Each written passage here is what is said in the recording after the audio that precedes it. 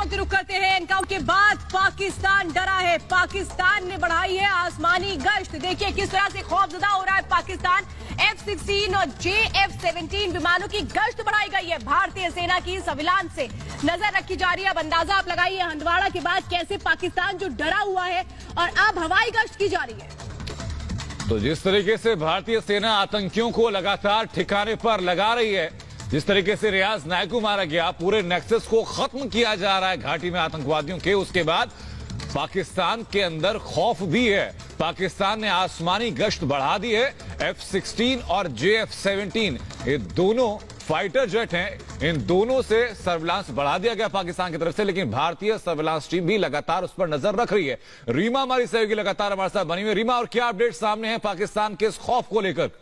बिल्कुल, पाकिस्तान में खौफ होना लाजमी है क्योंकि बीते कुछ दिनों से जो ऑपरेशन चल रहा है जिसमें रियाज नायकू का आप जिक्र कर रहे थे कि उसको मार गिराया गया, तो इस लिहाज से पाकिस्तान हरकत में तो है, लेकिन जो हमारी भारतीय टीम है वो लगातार अलर्ट है और वो निगाहें बना के रखी हुई है। क्योंकि पीछे का हम इतिहास अगर दोहराए अपने दर्शकों के सामने तो 2017 से लेकर ऐसा कई मौका आया जब हमने पाकिस्तान को मुंहतोड़ जवाब दिया है और मुंहतोड़ जवाब की ही कड़ी में ये ऑपरेशन भी चल रहा है। लेकिन पाकिस्तान हरकत में, उसको खौफ है, वो डर है, क्योंकि जब भी भारतीय सेना की तरफ से मुंहतोड़ जवाब दिया जाता है, जब भी उनके ठिकानों को ध्वस्त किया जाता है, तो पाकिस्तान में खलबली देखने को मिलती है और ये खलबली होना स्वाभाविक भी है और इसको हम अपनी जीत के तौर पर देख सकते हैं।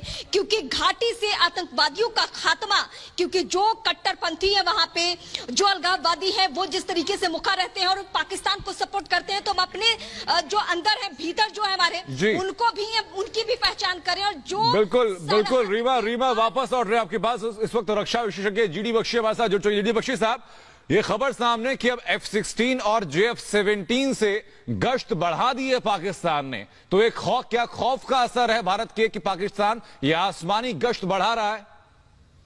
ये थर थर कांप रहे हैं। इनको अब जो है खमियाजा भुगतना पड़ेगा अपनी चुलबुली का। देखिए साहब, इनको बहुत क्लियर समझा दिया था, इनको बहुत क्लियर समझा दिया था। उड़ी के बाद सर्जिकल स्ट्राइक करके 2-3 महीने चुप रहे।